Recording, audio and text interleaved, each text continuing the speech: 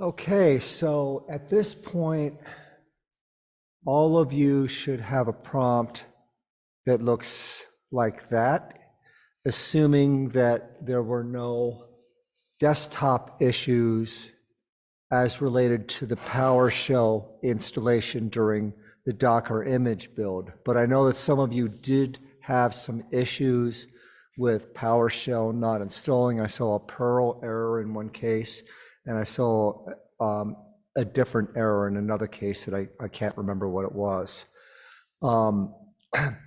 So if it's not PowerShell, then it's going to look like that. If you have that prompt there that says cohesion 2022 at, and then that is the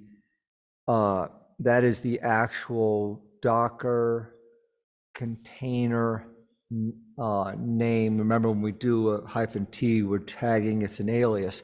That's the real Docker container image name, that hex number you see there. Or the actually the alphanumeric number.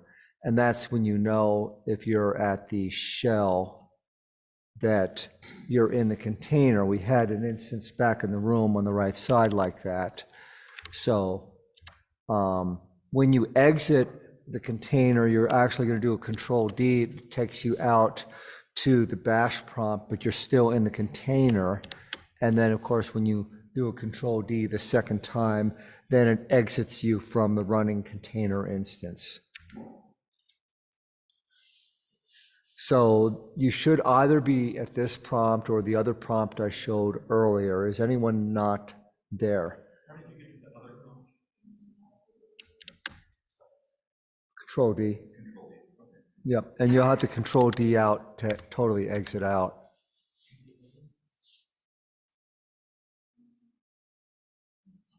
So in the next exercise, we're going to create credos in AWS using the IAM module.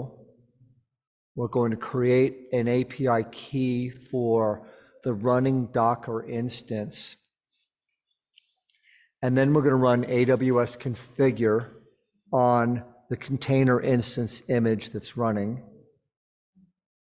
And we're going to apply to that the information that it's requiring in order for that fingerprint key to work. And we're going to create an AWS S3 storage bucket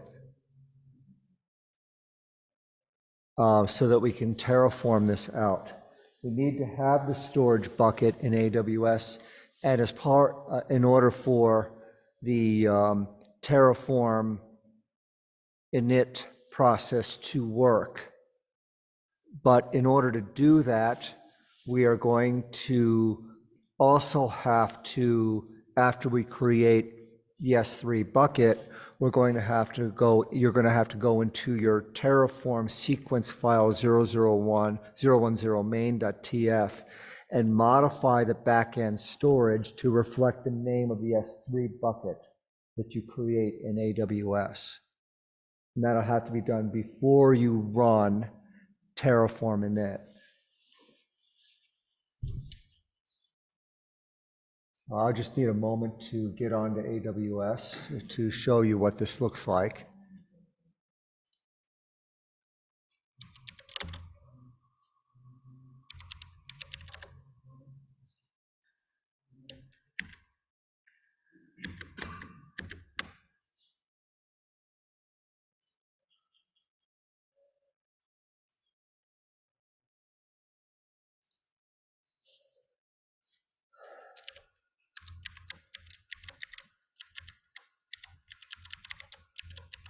If you're not using a password manager, you should be.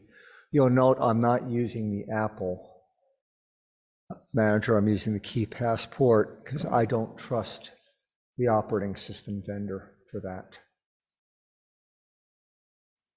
One defect and it ain't pretty.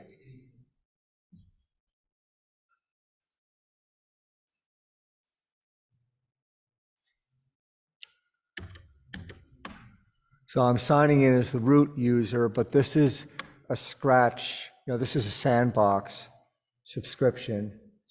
I don't know anything about AWS hardly, but root versus IAM. So root is the root owner of the subscription. When you set up your trial account, then you will authenticate as the root user. Then as the root user, you will typically integrate this with your Active Directory. Oh, IAM, that's And then IAM will integrate with that. And that is something that I personally cannot tell you how to do because I'm not trained in that. it's also not necessary for today. No, not at all.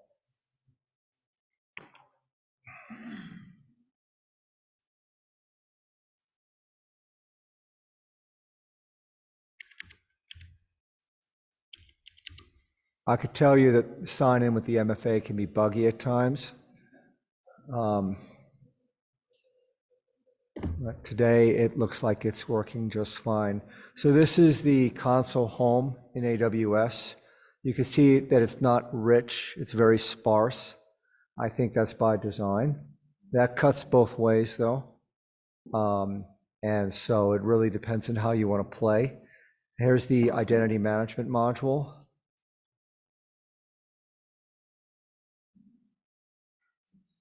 And you see there's this is, except yours will say 11810 or something like that. This is 2 users because I've already created a service user. And I've created a connection to Azure DevOps. And the service user I created is here, and I've made the service user a member of admin users.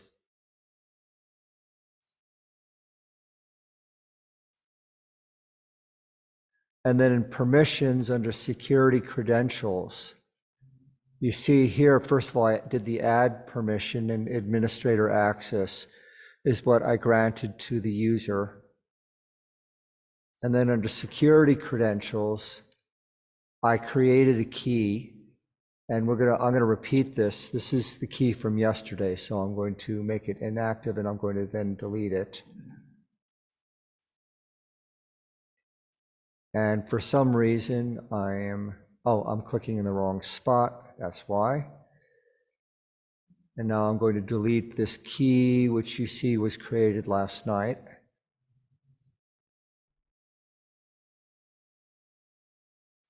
And that's the key ID, which I'm pasting in there. Why am I doing this? Because the only time that you can actually see the passphrase for an API key is when you're creating the key. Once you've created the key and you change to another menu, you will not be able to see the passphrase again. So I'm going to click on Create Access Key. And now you can see it here. At this point in time,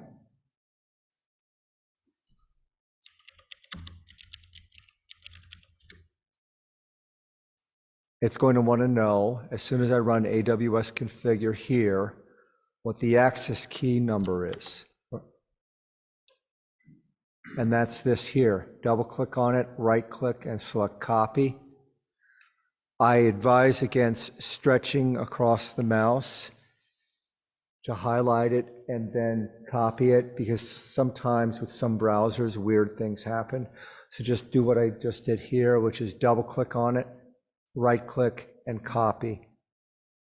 And that way you'll be assured to get every car and that the browser won't add or subtract anything to it. And then paste it in. And now it wants to know the access key. To do that, you have to, for a time being, show it. And when you show it, you see it immediately highlights it as well. This is a function of their PHP code in this web form. So you copy that, and then I'm going to hide it right away. And I'm going to go ahead and paste that in. Now it's going to ask for a region. And I'm going to do a web search on AWS regions.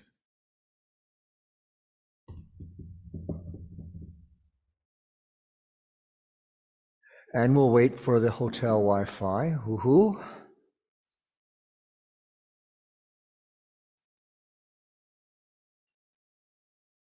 And we can see our regions are listed here.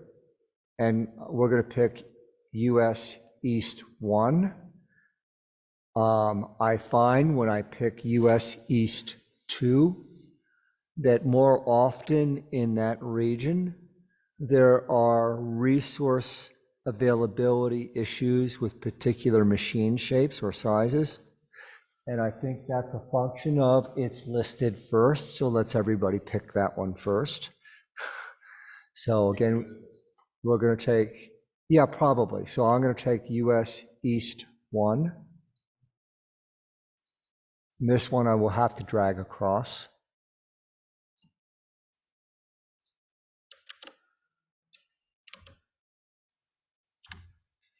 And the default output format, I'm going to accept as none. So any output I get will be in JSON.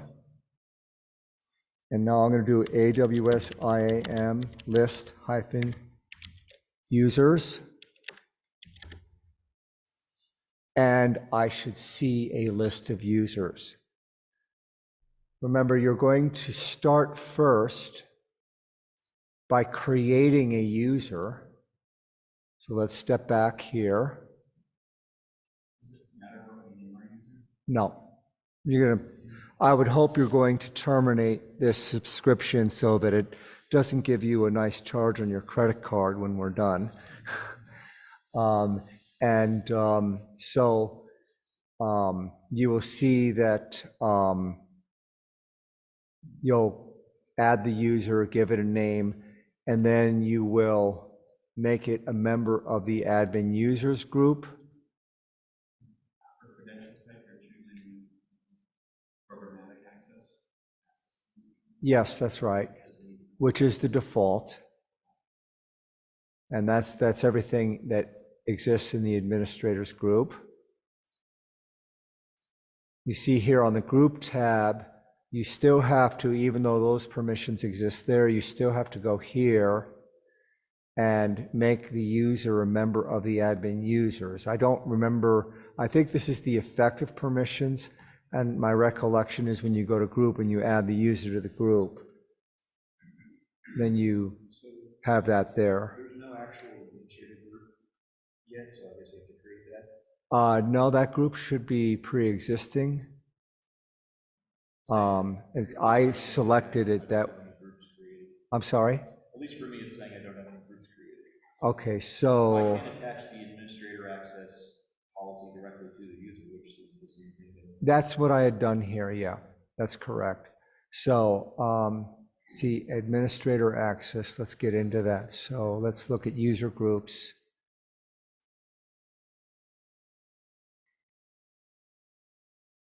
Yeah, I think you're correct. So let's go here.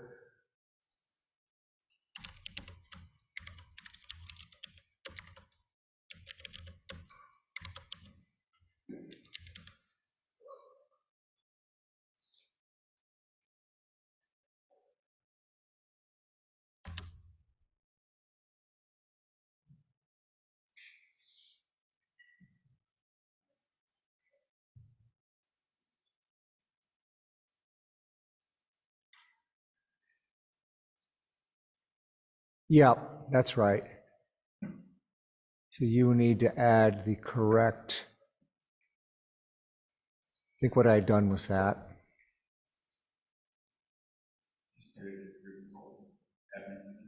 Yep.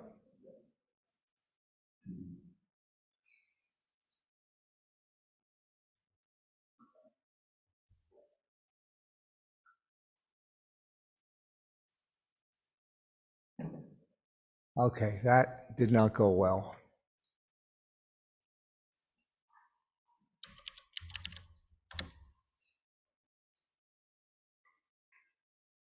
Here we go.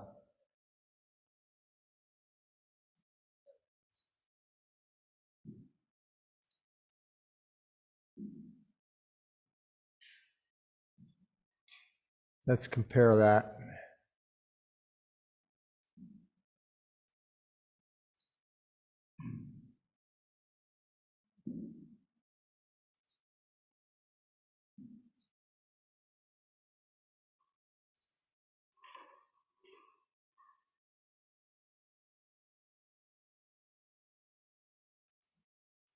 They're not going to make it easy.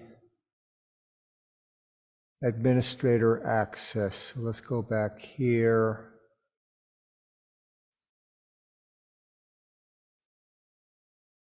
Looks like when I edit this, it's going to change the CRN.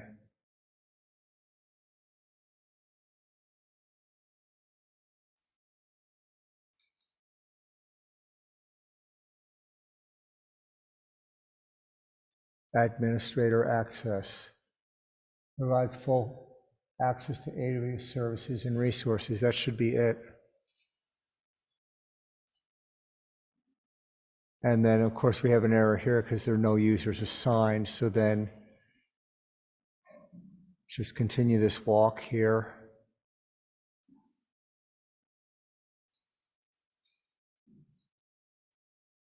Can I take your whole seat back here? That's fine. Is that what you're done back here? And now, yep, I think that pretty much confirms it. What you saw happen, because you could see that admin users and test remove when done are the same class access. So go ahead and do that. In the meantime, I'm going to drop that group.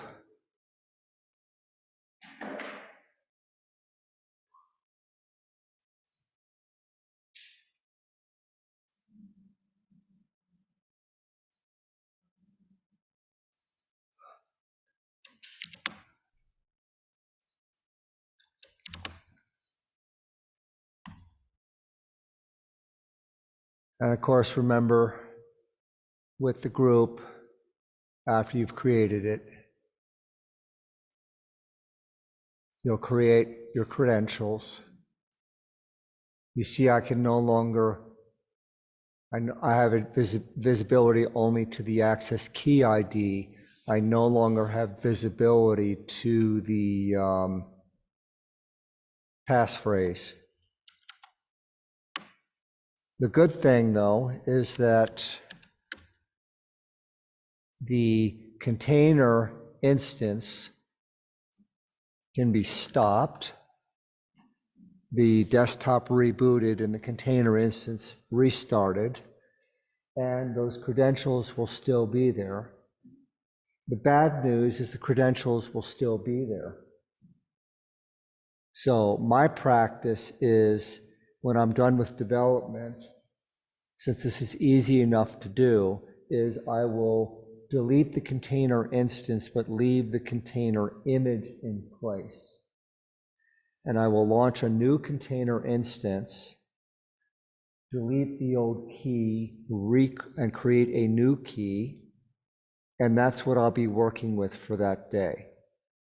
And if I delete the container instance at the end of the day, then the key is no longer of value and there's nothing to compromise. So there's good reason here to not leave global security keys sitting around on your developer's machine, because if you do get compromised and you don't know it, then that could be a very bad experience. I can tell you that the Equifax hack was directly attributed to an administrator workstation having been compromised by way of a simple link that the individual clicked on in email. And then it was all history.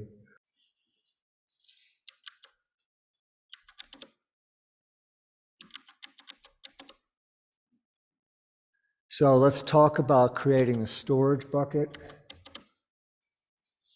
For that, we'll click on the AWS in the corner. And I'll go to S3.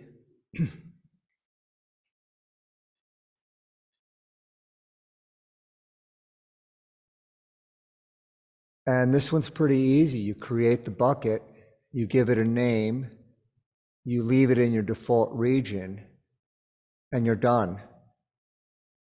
Just accept all these defaults and create the bucket.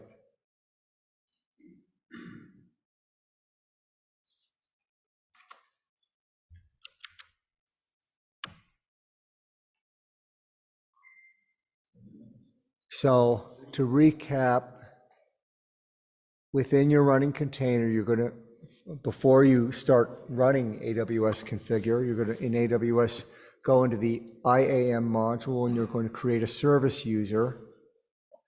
We have already discussed here, and thank you for catching that, that we're going to create a group and give it administrator access. And then, and part of that, you create the group, you define the role in the group, you save that. And then you create the user, the service user, and you're going to make that service user a member of that group that you just created. Then you're going to create the API key under credentials. And from within the container, you're going to run AWS Configure. And after you run AWS Configure, it's going to ask you for the API ID, and you'll copy it from the browser in the AWS console, and you'll paste it into the terminal session. And then it will prompt you for the secret, and you will then go back into the browser and click on show, and the passphrase will be highlighted, and you'll right click and select copy and then click on hide, and then you go back to the terminal and paste that value into the container instance. And then you will enter US-East-1 as the region and none for output. And then to verify it, you'll run AWS IAM list-users, and you should see just the user that you created. Azure DevOps will not have yet been created.